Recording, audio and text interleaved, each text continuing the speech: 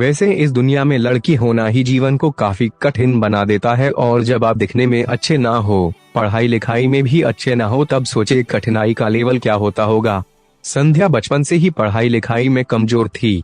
रंग उसका सांवला था, नाक नक्शा भी बाकी लड़कियों की तुलना में इतना खास न था। ऊपर से भगवान ने दांतों की बनावट भी टेढ़ी मेढ़ी दी थी। जब संध्या छोटी थी तो बचपन में स्कूल के बच्चे चिढ़ाते, बड्डी हुई तो गली मोहल्ले के लोग उसे देखकर मुंह फेर लिया करते। कोई भी उसका दोस्त बनने के लिए तैयार न था। उसके रिश्तेदार भी कुछ खास उसे भाव दिया ना करते। बस एक उसकी माँ ही थी जिसे उसके सूरत या लुक से कोई फर्क नहीं पड़ता। माँ संध्या से और संध्या माँ से बेहद प्यार करते। दुनिया भर की आलोचनाओं को सहने की शक्ति थी माँ संध्या के लिए। जब कोई उसे डफर बोल देता या जब कोई उसे बदसूरत बोल देता, जब संध्या को शादी के लिए देखने आए लोग उसे बिना पसंद किए लौट जाते, यहाँ तक कि जब खुद के पापा ही उसे मनहूस बोल देते, तब माँ ही तो थी जो उसे समझाती कि लोगों के बोलने से क्या होता है, तू तो मेरी प्यारी बेटी है। भगवान के किए इतने सारे अन्यायों के बावजूद संध्या जीना सीख गई थी। वह खुश रहना सीख गई थी। जो भी गिने चुने लोग उससे बातें करते, उन्हें चुटकुले सुनाकर हंसाया करती और खुद भी ठहाके लगाकर हंसा करती। इसके अलावा एक और बहुत बड़ी खूबी थी संध्या की, उसे खाना बनाने में बहुत मजा आता था। और न सिर्फ खाना बनाने में मजा आता था, उसका बनाया खाना खाकर लोगों को जो स्वाद आता था वह उनको तृप्त कर जाता था। और यह उसमें अपने आप तो नहीं आया था। दुनिया के ठुकराए जाने के बाद उसने अपना सारा समय खाने की रेसिपीज की किताबें, रेडियो शोज और टीवी चैनल्स को समर्पित कर दिए थे। संध्या की तारीफ तो कोई भी नहीं करता, लेकिन उसके हाथों के बने खाने की तारीफ वे हर व्यक्ति करता जो उसे चखता। इस एक गुण की वजह से संध्या अपने आजू बाजू की औरतों में फेमस हो गई थी, क्योंकि जिसे भी खाना पकाना सीखना हो या कुछ नया पकवान बनाना सीखना हो तो वे संध्या के पास आती और संध्या भी खुशी खुशी उन्हें सब सिखाती। उसके पास आने वाली औरतें अच्छा खाना बनाना सीख जाती, लेकिन लाख कोशिश करने के बाद भी संध्या के हाथों का वह जादू जो सबको तृप्त कर जाता वह कोई ना सीख पाता। संध्या की जिंदगी इन्हीं उतार चढ़ावों के साथ कट रही थी। एक बार फिर से माँ बाप ने जी तोड़ कोशिश कर एक फैमिली को संध्या को देखने के लिए मना लिया था और अगले दिन लड़का संध्या को देखने आने वाला था। संध्या को इस बात की खबर होने पर वे दुखी और गुस्सा हो गई थी कि बिना उससे पूछे पता नहीं क्यों माँ बाप लड़कों को बुला लेते थे और उसका मजाक बना देते थे। माँ ने संध्या को समझाया था कि ऐसा ही होता है, कोई भी बेटी अपने माँ बाप के यहाँ हमेशा नहीं रहती, उसे एक दिन शादी करके जाना ही पड़ता है। अगले दिन संध्या सुबह सुबह ही लड़के वालों के आने से पहले ही सज सवर कर कहीं निकल गई थी। उस दिन लड़के वाले घर आकर माँ बाप को बहुत खरी खोटी सुनाकर गए थे। वैसे भी पापा को संध्या पर हमेशा ही गुस्सा रहता था, लेकिन उसकी इस हरकत ने उनको गुस्से से पागल कर दिया। उस दिन पापा ने संध्या का सारा गुस्सा माँ पर उतार दिया था, यह कहकर कि एक मनहूस बेटी को जन्म देकर भी तुम्हारा मन नहीं भरा था, इसलिए उसको लाड प्यार देकर सर पर बिठा लिया है।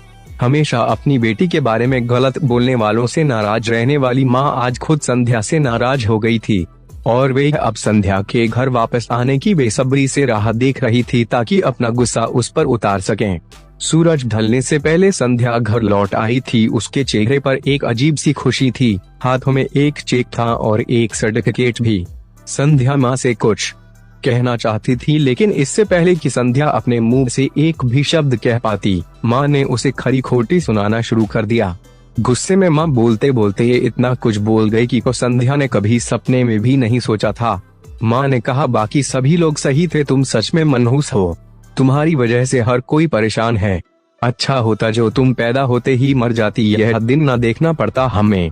गुस्से में बड़बड़ाती और सब्जियां काट रही माँ ने एक बार भी संध्या की तरफ नहीं देखा था। संध्या माँ की बातें किसी पत्थर की मूरत की तरह सुन रही थी। पत्थर की ऐसी मूरत जिसके शरीर में तो जान ना हो, लेकिन आंखों से आंसुओं की धारा बह रही हो।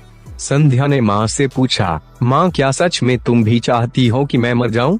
क्या इतनी बुरी हूँ मैं? माँ अभी भी गुस्सा सर पर सवार होने की वजह से माँ ने कह दिया हाँ। बिना एक पल भी सोचे संध्या ने सीधा अपने कमरे में जाकर कमरा अंदर से बंद कर लिया था। 1-2 मिनट बाद गुस्सा थोड़ा शांत होने पर माँ को अपनी गलती का एहसास हुआ तो संध्या के रूम की तरफ गई। उन्हें पता चला कि संध्या ने रूम को अंदर से बंद कर लिया है। गुस्से में कुछ कर ना ले, इसलिए माँ ने तुरंत पापा को इस बात की खबर दी। दोनों ने काफी दरवाजा खोलने की कोशिश की, लेकिन जब नाकामयाब रहे तो अपने स्कार्फ से फांसी का फंदा तैयार कर संध्या पंखे से लटक रही थी।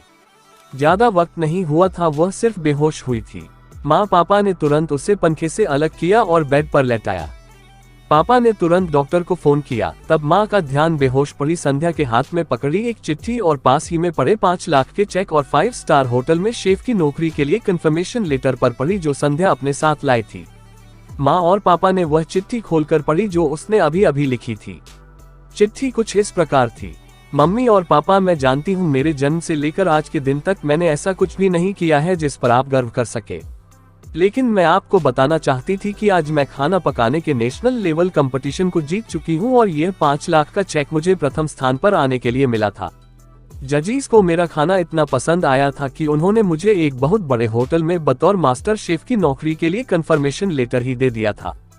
पूरी दुनिया मेरे खिलाफ है, मुझे इस बात का कभी भी फर्क पड़ा ही नहीं था और ना ही बाबूजी की कड़वी बातें मैंने अपने दिल पर ली थी, क्योंकि मैं जानती थी बाहर से सख्त दिखते मेरे बाबूजी अंदर से तो मुझे प्यार ही करते थे। प्यार ना करते होते तो बिना मांगे मुझे कपड़े, मिठाइयाँ, पटाखे ये सब ना ला कर देते। माँ के प्यार को कोई क्या बयां कर सकता है। मेरी माँ मेरे लिए मेरी सारी दुनिया थी। जब माँ मेरे साथ होती तो मुझे किसी बात की परवाह ना होती थी। मेरी माँ मेरी थी, इसलिए मुझे किसी और की जरूरत ना थी। मेरी माँ मेरे साथ नहीं है तो मेरी दुनिया मेरे साथ नहीं है, इसलिए मैं आज दुनिया को ही अलविदा कहकर जा रही हूँ।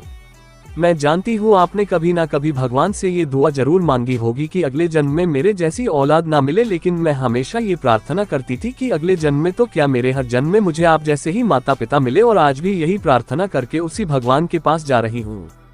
चिट्ठी पढ़ते पढ़ते माँ और पापा सर से पांव तक पछतावे में डूब गए थे और बेहोश पड़ी संध्या के सर पर हाथ फेरते हुए फूट फूट कर रो रहे थे।